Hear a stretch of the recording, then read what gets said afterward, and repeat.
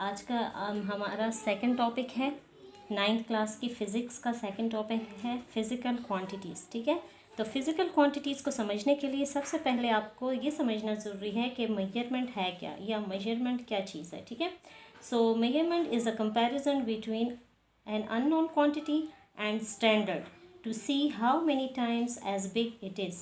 ठीक है, यानी मेजरमेंट जो है वो हमारे पास जो है कंपैरिजन है between non quantities and unknown quantity and a standard. ठीक है, ताकि हमें पता चले कि कितना एक चीज़ जो है वो कितना टाइम दूसरे से बड़ा है या छोटा है। ठीक है, चलें इसको हम अपने पास नोट डाउन कर लेते हैं।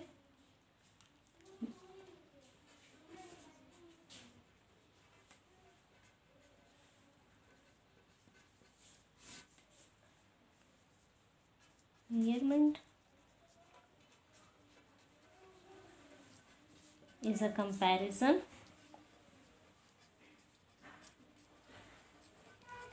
between unknown quantity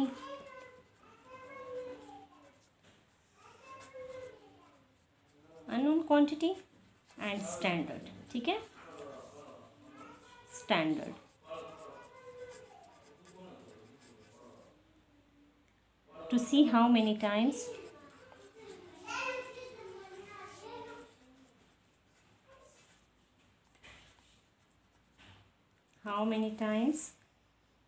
as big it is। Okay, now ये जो स्टैंडर्ड है, स्टैंडर्ड का क्या मतलब है? सो स्टैंडर्ड क्या है हमारे पास? Standard means given by SI units. अब ये SI यूनिट्स क्या है? SI units is an abbreviation of standard international, यानी इंटरनेशनल स्टैंडर्ड ने जो हमारे यूनिट्स दिए हैं उन यूनिट्स को हम स्टैंडर्ड कहते हैं। ठीक है, क्योंकि देखें पहले जब फ़िज़िकल क्वांटिटीज़ की मेजरमेंट हुआ करती थी तो ये मुश्किल होता था। एक मुल्क में कुछ और स्टैंडर्ड यूज़ कुछ और मेजरमेंट के वो यूज़ होते थे, जबकि किसी दूसरे मुल्क में कोई और। तो इसलिए इन सब पूरी दुनिया में एक ही स्टैंडर्ड रखने के लिए, एक ही मेजरमेंट की को स्टैंडर्डाइज करने के लिए बहुत सारे साइंटिस्ट ने मिलकर एक हमें यूनिट्स दिए, 7 बेस यूनिट्स दिए जो कि स्टैंडर्ड यूनिट्स कहलाते हैं। ठीक है, चलें अब स्टैंडर्ड जो है इसका क्या मतलब है अपने पास नोट डाउन कर लें। Standard means given by SI units. ठीक है, SI यूनिट्स और सिस्टम इंटरनेशनल यूनिट्स। ठीक है, ओके। अच्छा जी, जो सिस्टम इंटरनेशनल है ये किस SI जो है वो किस पे बेस है? अब इसने अपने कुछ बेस क्वांटिटीज़ दी ना, जो कि स्टैंडर्ड बेस क्वांटिटीज़ कहलाती हैं। तो SI यूनिट्स हमारे पास बेस्ड है 7 बेस क्वांटिटीज़ पे, और इन 7 बेस क्वांटिटीज़ से मज़ीद क्वांटिटीज़ फिर डिराइव्ड हुई हैं। ठीक है, चलें फ़िज़िकल क्वांटिटीज़ के बारे में अब पढ़ते हैं अपनी डिटेल में। फ़िज़िकल क्वांटिटीज़ है क्या चीज़? ठीक है, फ़िज़िकल क्वांटिटीज़।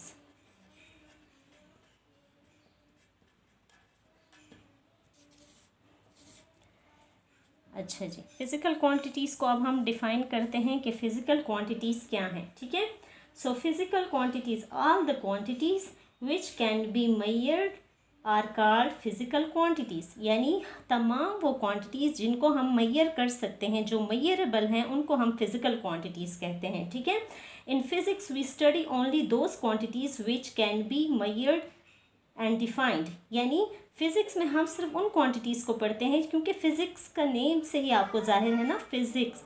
तो फ़िज़िक्स क्या है? फ़िज़िकल वो क्वांटिटीज़ जिनको हम डिफ़ाइन भी कर सकें और मेजर भी कर सकें।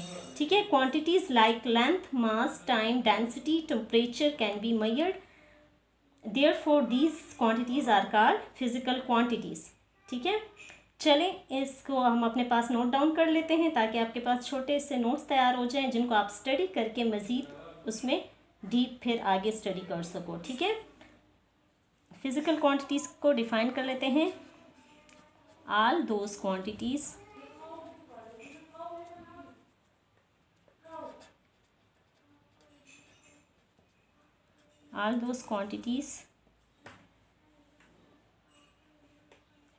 which can be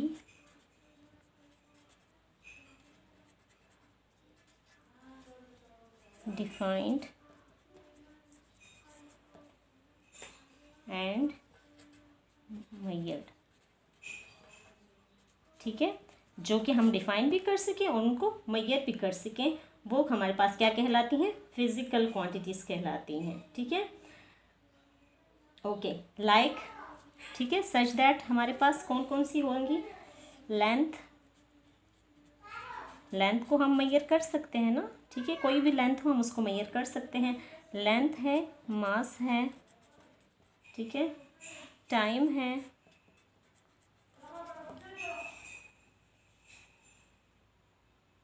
डेंसिटी है, टेम्परेचर है,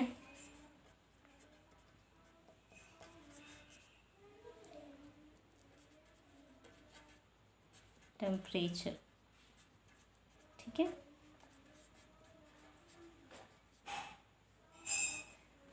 कैन बी मेजर्ड। ठीक है, इनको हम मेजर कर सकते हैं।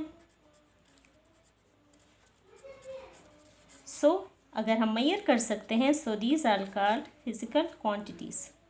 ठीक है, चलें, अच्छा जी, जैसे देखें टाइम, जो जैसे book, length of book can be measured, the duration of our study time at school can be measurable, hence these are physical quantities. ठीक है, टाइम को भी हम कहते हैं ना कि ये एक फिजिकल क्वांटिटी है। तो किस बेस पे, क्योंकि टाइम यानी ड्यूरेशन जो है वो भी एक मेजरेबल क्वांटिटी है। ठीक, चले, अब फिजिकल क्वांटिटीज़ जो हैं उनको हमने क्लासिफाई किया है। ठीक है, इनको क्लासिफाई किया है हमने दो कैटेगरीज में। ठीक है, हम हेडिंग अपने पास देंगे क्लासिफिकेशन। ठीक है, क्लासिफिकेशन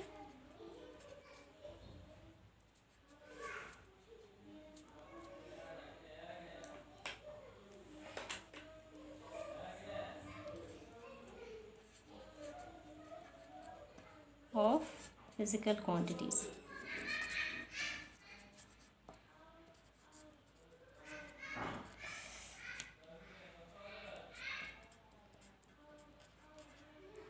कौन से, किन कैटेगरीज में, बेस फिजिकल क्वांटिटीज़। ठीक है, पहली कैटेगरी क्या है, base physical quantities, base physical quantities.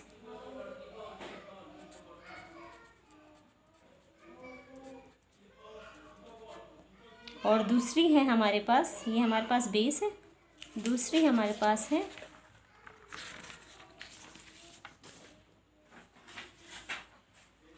Derived. ठीक है, डिराइव्ड फिजिकल क्वांटिटीज़।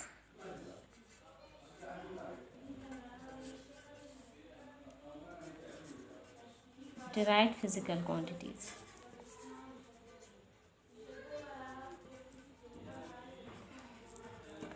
अच्छा जी, अब पहले हम बेस को समझते हैं। ठीक है, बेस फिजिकल क्वांटिटीज़ क्या हैं, पहले हम उनको समझते हैं, देन हम डिराइव्ड की तरफ आएंगे। तो base physical quantities,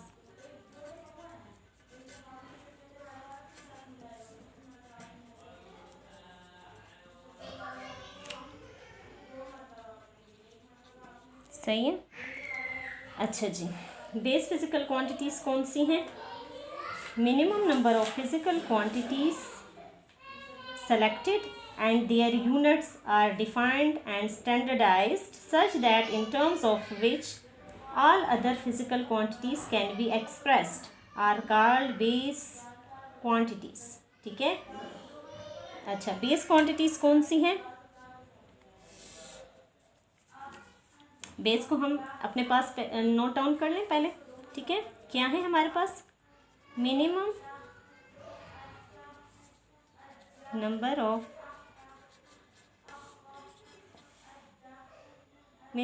of physical quantities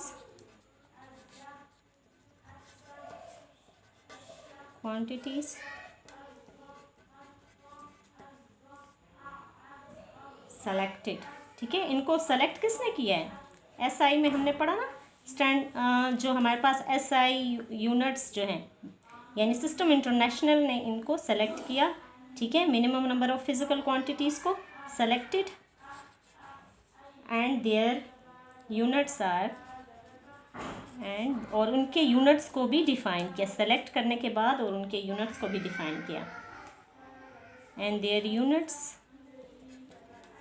are defined and ना सिर्फ डिफाइन किया बल्कि एंड स्टैंडर्डाइज्ड, ठीक है।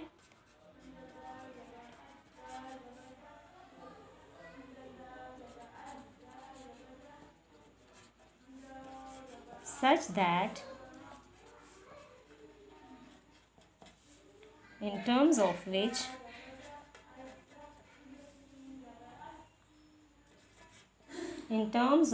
these, ठीक है, all other physical quantities can be expressed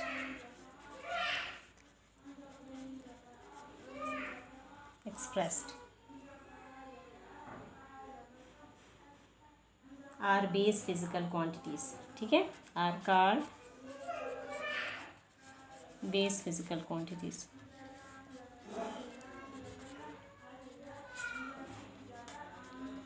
base physical quantities, ठीक है।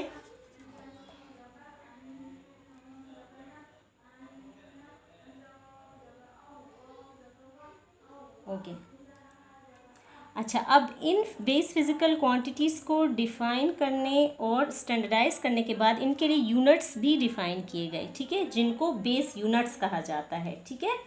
अब जो है बेस यूनिट फॉर लेंथ, जैसे for example base unit for length is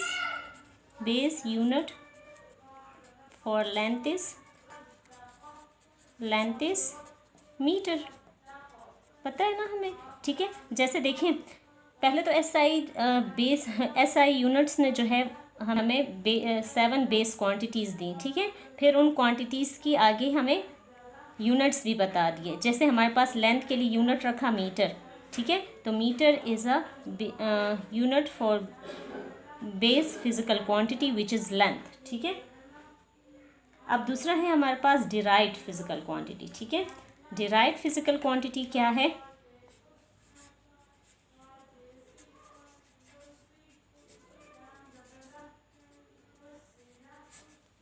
quantity, ठीक है।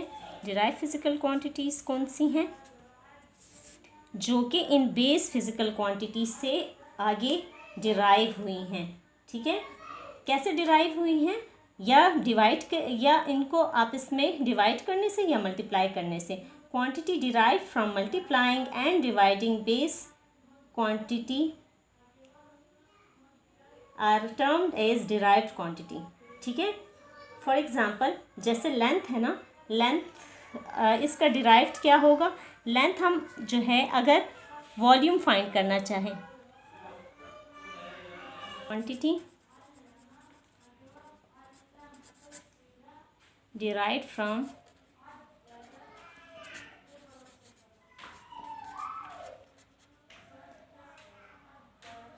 multiplying and dividing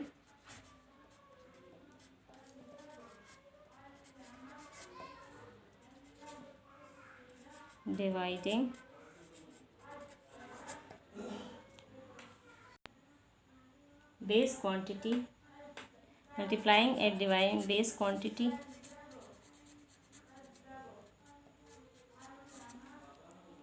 are termed as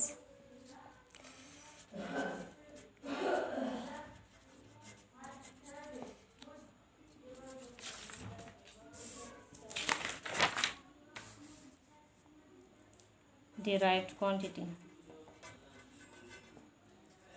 for example देखें, लेंथ जो है हमारे पास एक बेस फिज़िकल क्वांटिटी है ना।